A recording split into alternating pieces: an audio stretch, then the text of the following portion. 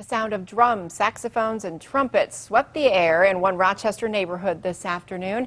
KIMT News 3's Zach Gilliland is live with how residents in Slatterly Park received a surprise this Memorial Day. Zach? Well, you wouldn't be able to tell by just looking right now, but just a few hours ago, this was an entirely different street filled with music and joy. The Slattery Park Neighborhood Association teamed up with the Loudmouth Wood Brass Band just to give something positive to residents during a stressful and unfortunate time.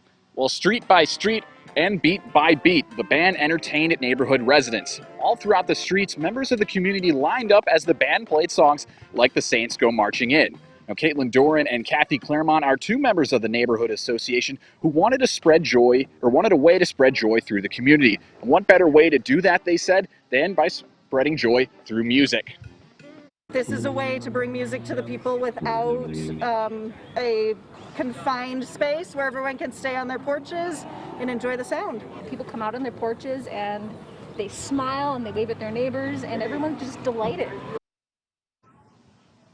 Now, the parade lasted for just around 2 hours, starting here at Redeemer Lutheran Church. They went around the block just a couple of times to spread joy to the residents and hopefully hear some of that sweet music. Live in Rochester, Zach Gilliland, KIMT News 3. Thanks, Zach. The event was originally scheduled for this past Saturday, but rain pushed it to today.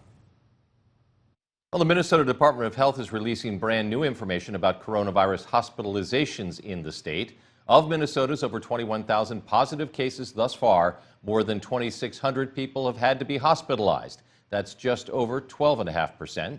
When we look at those numbers for today, there are over 5,600 active coronavirus cases in Minnesota right now, and more than 600 of those are in the hospital. There are 248 people in the ICU, which means just over 4% of active coronavirus cases in Minnesota have required that intensive care.